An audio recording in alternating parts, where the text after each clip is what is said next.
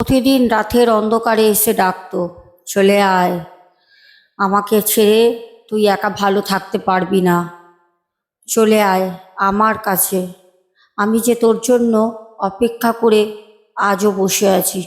Welcome back to my channel. কেমন আছো সবাই? আশা করি সবাই খুব ভালো আছো, আমিও খুব ভালো আছি। আজকে দুর্দান্ত একটা ঘটনা এনেছি। এরকম ঘটনা সচরাচর পাওয়া যায় না। ঘটনাটা শোনার মাত্র আমার নিজেরই শরীরে যেন কোথাও একটা শিহরণ কাজ করছিল। এত ঘটনা তোমাদের সাথে আজ এত বছর ধরে শেয়ার করছি, কিন্তু এই ঘটনাটা শুধু তোমরা শোনো। সবাইকে বলবো প্রত্যেক দিনের মতো একটা করে লাইক, কমেন্ট, শেয়ার অবশ্যই করে দিও। যারা নতুন অবশ্যই চ্যানেলটাকে সাবস্ক্রাইব করে পাশে থেকো। আর হ্যাঁ, ঘটনাটা শুরু থেকে শেষ পর্যন্ত শোনো। ঘটনাটা আমাকে মল্লিকা সরকার পাঠায়। মল্লিকা বোন বলে, দিদিভাই, ঘটনাটা আমার নিজের জীবনের। তুমি আমার নাম বলতে পারো, এতে কোনো আপত্তি নেই। তুমি আমার নাম বলতে পারো, তুমি আমার লোকেশান বলতে পারো। হাওড়া লিলুয়া থেকে ঘটনাটা পাঠায় মল্লিকা। মল্লিকা বলে, দিদিভাই, জীবনে যখন কলেজ লাইফ, স্কুল লাইফ, এই যে আমাদের এক একটা অধ্যায় জীবনের, আমরা অনেকেই কম বেশি কাউকে না কাউকে ভালোবাসি। প্রেম ভালোবাসা মানুষের মধ্যেই হয়।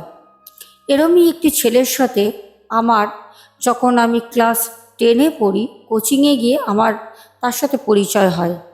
তারপর সেই ছেলেটার সাথে আমি প্রথমে সেরকমভাবে মিশতে না চাইলেও জানি না কখন ছেলেটার প্রেমে আমি পড়ে যাই। অন্ধের মতো ওকে আমি ভালোবাসতে শুরু করি। এমনকি একটা সময় গিয়ে 2005 সালের কথা বলছি, একটা সময় গিয়ে ওর সাথে এমন আমি অন্তরঙ্গ হয়ে যাই, একটা মুহূর্ত যেন ওকে না দেখে, ওর কথা না শুনে আমি থাকতেই পারতাম না। যেন একটা কিছু আমার মধ্যে কাজ করত। আমি পাগলের মতো হয়ে যেতাম। পড়া না থাকলে, প্রত্যেক দিন তো কোচিংয়ে পড়া থাকতো না, যখন পড়া থাকতো না তখন বাড়িতে একদম চুপচাপ থাকতাম। মনে হতো আমার জীবন থেকে প্রত্যেকটা আনন্দর মুহূর্ত যেন কোথাও হারিয়ে গেছে। এরকম করে বিগত 2-3 মাস চলে, কারণ 2-3 মাসে আমি ওর প্রেমে পুরো অন্ধ হয়ে যাই। এক কথায় বলতে পারো, আমার জীবনে ও ছাড়া ওই সময় আমার মা, আমার বাবা, আমার ভাই, কেউ আমার জীবনে অত গুরুত্ব ছিল না। ও যতটা আমার জীবনের একটা অধ্যায় ছিল। আমি ওকে ছাড়া কোনো কিছু ভাবতেই পারতাম না। সবসময় ভাবতাম ওই আমার জীবনের শুরু, ওই আমার জীবনের শেষ। এরকম করে 2 মাস আমি খুব কষ্টে টেনে টেনে নিজেকে বোঝাতে থাকি। একদিন ও আমাকে বলল, আমার জানিস তো আর মনে হয় পড়াশোনাটা হবে না। কারণ সত্যি কথা বলতে, মধ্যবিত্ত বলবো না, খুব গরিব ঘরের একটা ছেলে ছিল। আমাকে বলতে আমি তখন বললাম, আমার গলায় সোনার হার আছে, এই সোনার হারটা আমি তোর জন্য বিক্রি করে দেবো। বাড়িতে মার খাই খাবো, বলবো হারিয়ে গেছে। তুই যেরম করে হোক পড়াশোনাটা কন্টিনিউ কর। যদি পড়াশোনা না করিস, তোর সাথে তো আমার আর দেখা হবে না, আর তোকে না দেখে আমি থাকতে পারবো না।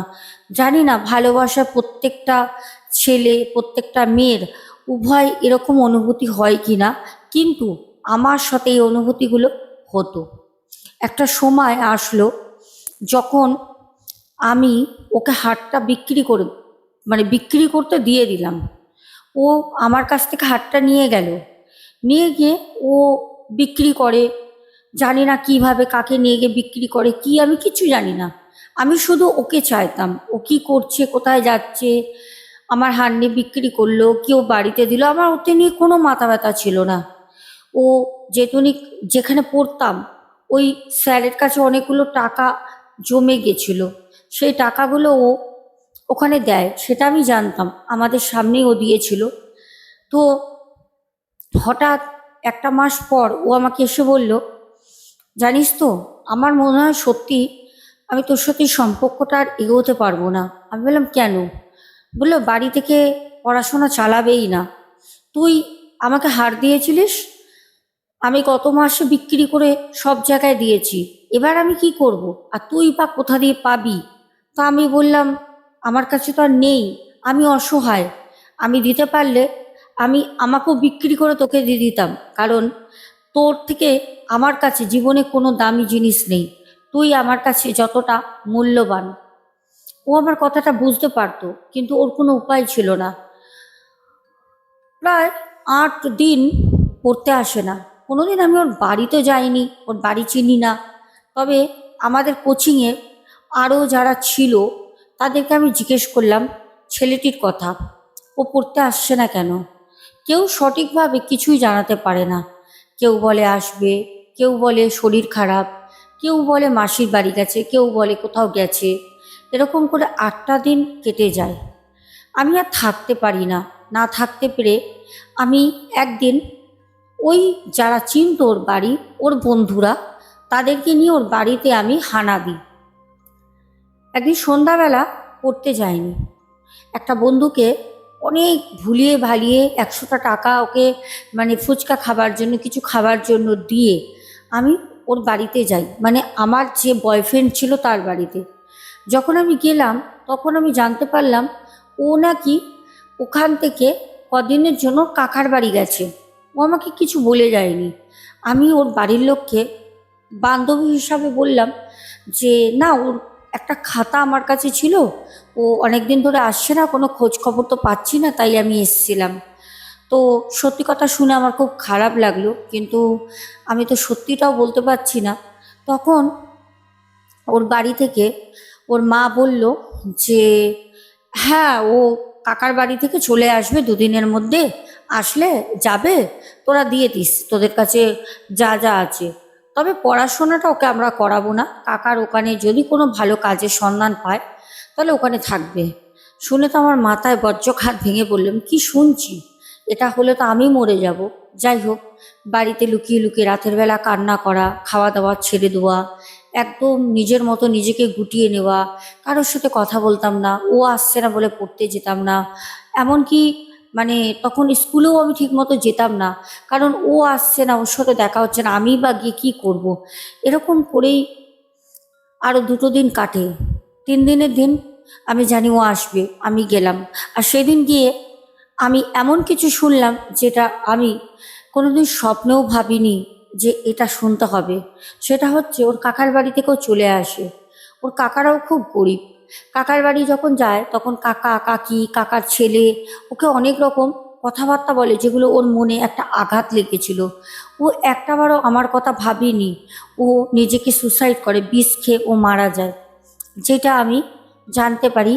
ওর আশা করে গেছিলাম ওকে পাবো, গিয়ে ওর মরার খবরটা পাই। কাঁদতে কাঁদতে বাড়ি আসি। পড়ার ওখানে সবাই অবাক হয় যে কী ব্যাপার, 2-1জন জানতো, তখন বিষয়টা ওখানে সবাই জেনে যায়। বাড়িতে আসার পর মা আমাকে বলল, কি হয়েছে রে, এরকম কান্নাকাটি করছিস কেন, কি হয়েছে? তখন ও বিষয়টা সব বলে দেয়। তখন তার মা তাকে বোঝায় যে বোনের মা মল্লিকার মা বলে, ছোট বয়সে এরকম হয়, ওটা ভালোবাসা না, এটা হচ্ছে ভালো লাগা, এটা হচ্ছে একটা আবেগ, এটা ভালোবাসা না। ভালোবাসা এরকম হয় না, ভালোবাসলেও তোকে কখনো ছেড়ে সুসাইড করতো না, কারণ তুই একা ভালোবেসেছিলিস, ও তোকে কোনোদিন ভালোই বাসেনি। শুনে আমার খুব খারাপ লাগলো। এরকম করে আরও কটা দিন টুকটুক টুকটুক করে কাটে। জীবনটা কোথাও যেন গলার কাছে কাটা হয়ে যাচ্ছিল। পারছিলাম না নিজেকে বোঝাতে, পারছিলাম না ওর মৃত্যুটাকে ওভারকাম করে বেরোতে, পারছিলাম না নিজের জীবনটাকে চালনা করতে, পারছিলাম না কারোর সাথে আগের মতো করে মিশতে। একটা সময় আমার মা আমাকে নিয়ে কাশ্মীর ঘুরতে যায়। কাশ্মীর যাক আর যেই প্রান্তে যাক, পৃথিবীর মধ্যে ও তো নেই। আমি কাশ্মীরে গিয়েও হতাশা, চুপচাপ কান্নাকাটি করছি। আমার মা বান্ধবীর মতো আমার পাশে থেকে প্রত্যেকটা জিনিস আমাকে খুব ভালো করে বোঝায়। কাঁদিস না, এরকম করিস না, কেন করছিস, ও তো ফিরে আসার না, ও যদি তোকে ভালোবাসতো তাহলে কি তোকে ছেড়ে যেত, এটা কি কখনো হয়? মা জানি না সত্যি কি মিথ্যে, মা তখন বলল, আমারও জীবনে কলেজ লাইফে 2টো ছেলে এরকম এসেছিল, আজকে দেখ তারা আমার জীবনে নেই, তারা একটা অধ্যায় হয়ে পড়ে আছে। আজকে দেখ তোর বাবা আমার জীবনের পার্ট অফ লাইফ, যেটাকে নিয়ে আমাকে সারা জীবন চলতে হবে, আমি কিছু ভাবতেই পারি না। আর তার সুন্দর একটা কন্যা, ফুটফুটে মেয়ে তুই, মল্লিকা। মায়ের কথাগুলো একটা মুহূর্তে ভালো লাগতো, বুঝতাম, কিন্তু যখনই মা চুপ করে যেতেন তখনই কোথাও গিয়ে আবার একটা কালো অন্ধকার, আবার একটা হতাশা, আবার একটা কষ্ট মনে ঘিরে ধরতো। এরকম করে বিগত কয়েক বছর কাটলো। হঠাৎ একদিন ওর বাড়িতে, জানি না কেন, হয়তো নিয়তি হবে, আমাকে টেনে নিয়ে যায়। আমি ওর বাড়িতে গেলাম। ওর মা, ওর বাবা সেই দিনও ওর জন্য কান্নাকাটি করছে। আমি তখন অনেকটা স্বাবলম্বী হয়ে গেছি, অনেকটা। তখন আমি ওর জন্য আর কাঁদি না, তবে মন খারাপ হয়। রাতের বেলা ঘুম আসে না, কিন্তু চোখের কোণে জল আসে না। ওর বাড়িতে যেতে ওর মা, ওর বাবা কান্নায় ভেঙে পড়লেন। তাদের কথাগুলো শুনলাম। যতই তারা গরিব হোক, যতই তারা অভাবী হোক, কিন্তু সেটা তো তার সন্তান ছিল। চলে যাওয়াটা কোনো মা বাবাই এটা কিন্তু কখনোই কাম্য করেন না, যে আমার সন্তান আমাদের ছেড়ে চলে যাক। আমি সেদিন বাড়ি আসলাম। বাড়ি আসার পর একা একা ব্যালকনিতে দাঁড়িয়ে আছি, দোতলার একটা ঘরে যেখানে আমি থাকি। ব্যালকনিতে দাঁড়িয়ে আছি, তখন রাত প্রায় 1:30 বাজে। তখন আমার মা বাবা আমাকে নিয়ে আর চিন্তা করতেন না। জানতেন আমার মেয়ে স্বাবলম্বী হয়ে গেছে, আমার মেয়ে ওই ছেলেটার জন্য আর কাঁদে না। তাই আমার মা বাবা আমাকে নিয়ে আর চিন্তা করতেন না। আমি যখন দাঁড়িয়ে আছি, জানি না সেইটা আমার সাথে কেন হলো, কিসের জন্য হলো, কি কারণে হয়েছিল, আমাকে কেউ যেন বলছে, তুই আমাকে ছেড়ে কি করে থাকবি, আমি তো তোর জন্য অপেক্ষা করছি।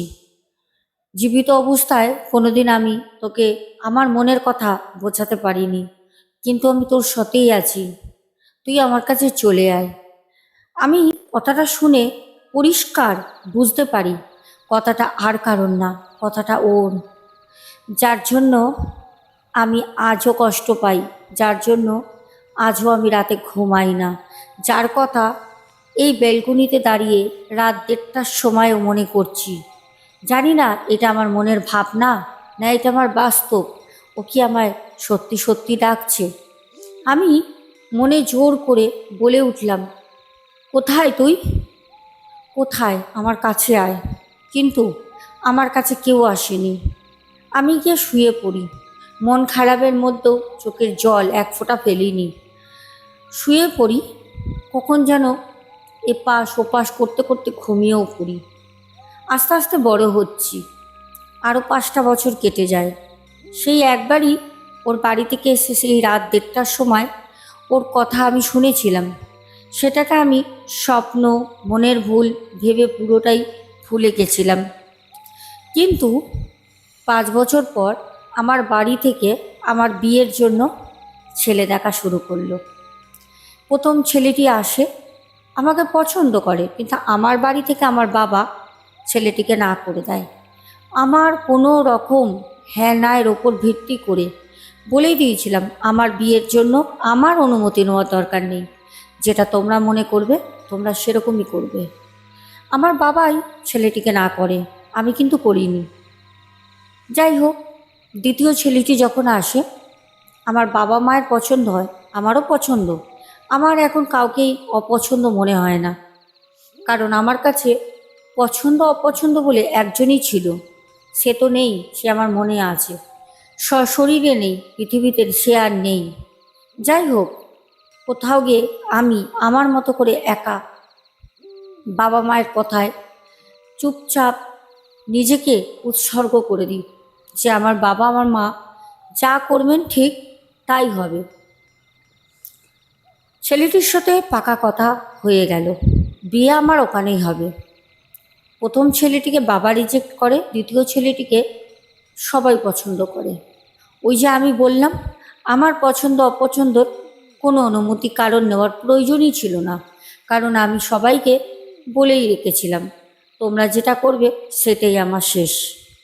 কারণ বিয়ে হলে একটা সশরীরে আমাকে নিয়ে যাবে, কিন্তু আমার মনটা আমার প্রথম ভালোবাসার কাছেই রয়ে গেছে, আজীবন থাকবে। বিয়ের যখন কথা হলো, কেনাকাটা শুরু হলো, সেই দিন থেকে আমার শুরু হলো জীবনের একটা নতুন অধ্যায়। হ্যাঁ, একটা নতুন অধ্যায়। মল্লিকা বোন বলে, দিদি ভাই, ঘটনাটা আমার মা ছাড়া কেউ বিশ্বাস করেনি। হয়তো আজকে দিদি ভাই তোমার কাছে প্রচুর ক্লায়েন্ট আসেন, তুমি এরকম কাজ করো, হয়তো তুমি বিশ্বাস করবে, অনেকেই হয়তো আমার কথাটা বিশ্বাস করবে না, না করলেও এটা একটা বাস্তব, আমার জীবনে ঘটে যাওয়ার সত্য ঘটনা। আমার যখন বিয়ের সব জিনিস কেনা হচ্ছে, বিয়ে খুব তাড়াতাড়ি, ডিসেম্বরের 2 তারিখ, মানে 2রা ডিসেম্বর আমার বিয়ে ছিল, শীতের সময়। নভেম্বরের মাঝামাঝিতে আমার সাথে রাতের বেলা প্রত্যেকটা রাতে অদ্ভুত কিছু ঘটতো, যেন আমার মাথায় কেউ হাত দিচ্ছে, আমার সারা শরীরে কেউ হাত বোলাচ্ছে, আর হাতের স্পর্শটা আমার অচেনা মনে হতো না। আমি খুব ভালো করে বুঝতাম যে আমার জীবনে নেই, যে মারা গেছে সেই আজকে আমার জীবনে সশরীরে না হলেও অশরীরী হয়ে ফিরে এসছে। আমি ওর সাথে কথা বলতাম, ও আমার সাথে কথা বলতো, আমরা একসাথে শুয়ে থাকতাম, আর কিছু বললাম না। দিদিভাই, বিয়ে করার ইচ্ছা আমার মন থেকে চলে যায়, কারণ ও আমাকে প্রত্যেক দিন বলতো, কি দরকার বিয়ে করার, আমিও তো তোর অপেক্ষায় ছিলাম, কিন্তু দেখ, আমি কিন্তু তোকে কোনো দিন কোনো ক্ষতি করিনি, ভয়ও দেখাইনি। আজকে তুই আমাকে ছেড়ে অন্য কারোর হয়ে যাবি, এটা কি আমি কি করে সহ্য করব? তুই বিয়ে করিস না, তুই না কর। আমি ওকে বলতাম, না, আমি তো মা বাবাকে আগেই কথা দিয়েছি, তোমাদের কথা শেষ কথা, আমি এখন না করব কি করে? আর আমার বাবা মা পাকা কথা দিয়ে ফেলেছে, তাদের কাছে মুখ দেখাবে কি করে? কিন্তু ও তখন রেগে যেত, আমাকে গলা টিপে ধরতো, আমার উপর অত্যাচার করতো। রাতের পর রাত, প্রায় 15টা দিন ওরকম চলল। মা আমাকে বলতো, কিরে, তুই কি বিয়ের জন্য খুব চিন্তায় থাকিস? কী রে, এত শুকিয়ে যাচ্ছিস, গায়ের রং কালো হয়ে গেছে, রোগাটে গঠন হয়ে গেছে, গলাটা সরু হয়ে গেছে, ভাত খেতে পারিস না, চোখের নিচে ডার্ক সার্কেল পড়ে গেছে, এরকম অবস্থা, তোর সামনে বিয়ে, কি ব্যাপার? মাকে বলতাম না যে মা, আমার জীবনেও ফিরে এসছে, আমি কাউকে বলতাম না, আমি চুপ করে থাকতাম, একদম চুপচাপ, কাউকে বলতাম না। কিন্তু হঠাৎ হঠাৎ একদিন আমার জীবনে একটা এমন ঘটনা ঘটলো, আমি বলে বোঝাতে পারবো না। ঠিক বিয়ের একদিন আগে ও আমাকে সিঁড়ি দিয়ে ধাক্কা দিল রাতের বেলা। আমি পড়ে গিয়ে আমার পায়ে প্রচণ্ড চোট পাই। বিয়ে করব কি করে? পায়ে এরকম ব্যান্ডেজ নিয়ে হসপিটালে ভর্তি হলাম। বিয়েটা 1 মাস পেছানো হলো। আমাকে খুব সতর্ক করে বাড়ির লোক রাখতে শুরু করলো। আমার মা আমাকে নিয়ে এক মুসলিম তান্ত্রিকের কাছে যায়, যেখানে যেতে আমার মা মুসলিম তান্ত্রিকের কাছে সব বিষয়টা আমাকে নিজের মুখ থেকে বলায়। আমি সেই তান্ত্রিককে সবটা বলি। যখন সেই তান্ত্রিক শোনে, তখন সেই তান্ত্রিক আমাকে একটা শরীর বন্ধন করার কবজ দেয়। আমি ওটা ধারণ করার পর রাতের বেলা এসে বাড়ির মধ্যে সব ফেলে দিত, কাঁদতো, চিৎকার করতো। সবাই ভাবতো, যখন মাকে বলতাম, বাবাকে বলতাম, কারণ আমি বাধ্য, আমি আর থাকতে পারছি না। ও আমাকে স্পর্শ করতে পারতো না, শুধু বলতো, ফেলে দে, খুলে ফেলে দে, আমি তোকে ধরতে পারছি না, এগুলো কেন রেখেছিস, খুলে ফেলে দে। আমার বাড়ি থেকে আমার বাড়িটা পরে বন্ধন করিয়ে দিল, যাতে ঘরেও না ঢুকতে পারে। একটা সময় গিয়ে আমার বিয়ে হলো। আমি বিয়ে করলাম, কিন্তু আমি বিয়ের পর মানসিক শান্তি পেতাম না। শারীরিক শান্তি অবশ্যই পেতাম, মানসিক শান্তি পেতাম না। আমি ওকে দেখতে পারতাম, শরীর বন্ধন করা ছিল, আমাকে ধরতে পারতো না, কিন্তু ও আমার পেছনে পেছনে ওই বাড়িতে থাকতো। এমনকি রাতে যখন আমি আমার হাজবেন্ডের সাথে সহবাস করতাম, তখন সে প্রেত আত্মা আমার যে প্রথম ভালোবাসা ছিল সে সব দাঁড়িয়ে দেখত। কিন্তু আমার যিনি স্বামী ছিলেন উনি তো এগুলো দেখতে পারতেন না, উনি জানতেনও না। ওনাকে পুরো বিষয়টা হাইড করে বিয়ে দেওয়া হয়েছিল। কিন্তু আমি কি করে আমার স্বামীর সাথে আমি এরকমভাবে সঙ্গম করতে পারি যেখানে আমার এক্স বয়ফ্রেন্ড যে মারা গেছে তার আত্মা প্রেজেন্ট ওখানে দাঁড়িয়ে কাঁদছে। একটা সময় আমি খুব অসুস্থ হয়ে পড়ি, খুব অসুস্থ। বাড়ি চলে আসি, থাকতে পারি না শ্বশুর বাড়িতে। আমার মা আমার বাবা আমাকে নিয়ে আবারও সেই তান্ত্রিকের কাছে যায়। তখন সে তান্ত্রিক বললেন চিন্তা করার কোনো প্রয়োজন নেই, কারণ ওর সাথে যা ঘটছে ওই ছেলেটির জন্য। ছেলেটির বাড়িতে তোমরা যাও, গিয়ে ছেলেটির নামে ওর মাকে বাবাকে বলো পুনরায় কোনো ক্রিয়া করতে, যাতে ওরা আত্মা শান্তি পায়। কারণ আমার যে বয়ফ্রেন্ড ছিল ওর আত্মা মুক্তি পায়নি। ওর মাকে বাবাকে গিয়ে আমার মা বাবা বললেন, ওরা তো কোনো মতে বিশ্বাস করছেন না, অনেকটা বছর হয়ে গেছে। বলছে আমাদের সাথে কিছু হয় না, আপনার মেয়ের সাথে হচ্ছে। অনেক করে হাতে পায়ে ধরে আমার মা বোঝায় আমার মেয়ের সংসারটা নষ্ট হয়ে যাবে, আপনারা কিছু করেন। যাই হোক, বলতে ওনারা সেরকম টাকা পয়সা ছিল না, আমাদের বাড়ি থেকেই টাকা পয়সা দিয়ে ওনার ছেলের জন্য আবারও পুনরায় শ্রাদ্ধ শান্তির কাজ করা হয়। দোষ পেয়েছিল সেটা প্রায় 7 বছর 6 বছর পর কাটানো হয় ওই সময়। তারপর আস্তে আস্তে আমার জীবন থেকে ও কোথাও লিপ্ত হয়ে যায়। আমি আর ওকে কোনোদিন দেখিনি। আজ আমার একটা মেয়ে আছে যার নাম পরি। আর আমি আমার যে হবু তার নামটা এখানে বললাম না, ওরও নাম ছিল প দিয়ে, মানে পি দিয়ে। আর তার নামে আমি আমার মেয়ের ডাক নাম রেখেছি পরি। এইটা শুধু আজকে দিদিভাই তোমাকেই বললাম, আজ পর্যন্ত কেউ জানেনি। যদি তোমার ঘটনা বাড়ির লোক শুনে যদি জানতে পারে, জানুক, তাতে আমার কোনো অসুবিধা নেই। আজকে আমার মেয়ের 4 বছর বয়স। আমি ঘটনাটা তোমায় লিখে পাঠালাম, ভালো লাগলে অবশ্যই ঘটনাটা শেয়ার করো। আর এই ঘটনাটা একদম বাস্তব, আমার জীবনে জলজান্ত ঘটে যাওয়া একটি ঘটনা। কোনোদিন ধারণাও করিনি যে আমাকে ছেড়ে চলে গেছে, যে আমাকে না বলে মারা গেছে, সে কোনোভাবে এত বছর পর আমার বিয়ের কথা হওয়ায় ফিরে আসবে। এটা আমি কোনো দিন ভাবিনি। এটা আমার কাছে একদম স্বপ্নের মতো একটা ঘটনা ছিল, যেটা স্বপ্ন মনে করলেও স্বপ্ন না, একদম বাস্তব একটি ঘটনা। প্রিয় দর্শক বন্ধুরা, কেমন লাগলো ঘটনাটা অবশ্যই জানাবে। প্রত্যেক দিন একটা করে টিপস দেব, টিপসগুলো তোমরা করতে থাকো।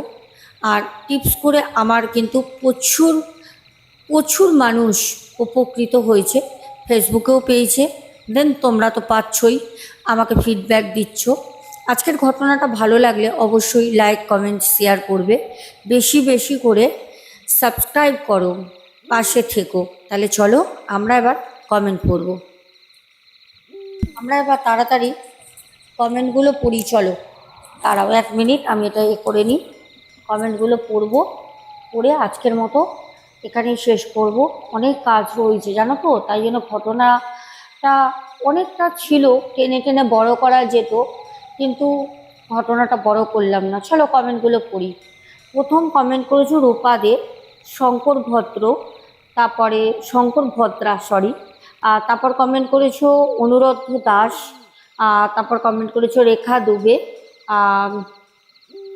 অজয় শঙ্কর মণ্ডল কমেন্ট করেছো, তারপরে সুদীপ্ত ব্যানার্জি, হোয়াইট কিং বনু, আয়ান হালদার, প্রদীপ দাস, চৈতালি চক্রবর্তী, গোপাল দাস ভাই, দেবপ্রিয়া ঘোষ, তারপর শম্পা মিনি কিচেন থেকে বোন কমেন্ট করেছো, শ্রাবণী হাজরা, ঝুমা চ্যাটার্জি, বনানী কর্মকার। হ্যাঁ, বনানী কর্মকার দিদিভাই বলেছো পুরী গেলে আমার জন্য লাঠি এনে দিও। অবশ্যই দেবো দিদিভাই, যাবো এর মধ্যে, দেখি একটু সময় করে উঠি, যাব। তারপরে সুনিতা চন্দ্র বাংলাদেশ থেকে মিম, রূপা ব্যানার্জি কমেন্ট করেছো, তারপর স্বর্ণালী কমেন্ট করেছো, পুষ্প দত্ত, তারপর বাংলাদেশ থেকে আমাদের আব্দুল হক ভাই কমেন্ট করেছো, অনুরুদ্ধ দাস, শম্পা মিত্র, সোনালী পল অনেকদিন পর কমেন্ট করলে বোন, সোমা দাস পরিবার থেকে, তুহিন দান্দ্রে কমেন্ট করেছো, কিষাণু মান্না, তারপরে সন্তুর দুনিয়া কমেন্ট করেছো, চৈতালি রয়, কৃষ্ণা ধারা, বনানী কর্মকার দিদিভাই, শ্রাবণী হাজরা, শুভঙ্কর ঘোড়ই, সুমনা ভট্টাচার্য, ঝুমা চ্যাটার্জি, সুজাতা দাস, রাজীব জাসওয়াল, অসীম দাস, হোয়াইট কিং বনু, বনানী কর্মকার দিদিভাই, তারপরে নীলু মজুমদার কমেন্ট করেছো, প্রদীপ দাস, ডালি দেবনাথ দিদিভাই, মধুমিতা ভৌমিক, সৌমিক সরকার, তারপর কমেন্ট করেছো পাপ্পু দে, সৈনী রয়, তারপর কমেন্ট করেছো মৌয়া পল। সবাইকে অসংখ্য অসংখ্য ভালোবাসা, ধন্যবাদ আমি দেবো না, তোমরা ভেবেছিলে আমি অসংখ্য অসংখ্য ধন্যবাদ বলবো, একদমই না। বড় মায়ের আশীর্বাদ প্রত্যেকের পরিবার প্রত্যেকের ওপরে থাক। এখনের মতো আসবো, সবাই খুব ভালো থেকো। আজকে আমি খুব আস্তে আস্তে ঘটনাটা বললাম, কারণ এই পরপর পরপর দুদিন প্রচণ্ড পরিশ্রম হয়েছে, রাত জেগে মায়ের কাজ করেছি, প্রচুর অর্ডার ছিল, মানে বুকিং ছিল।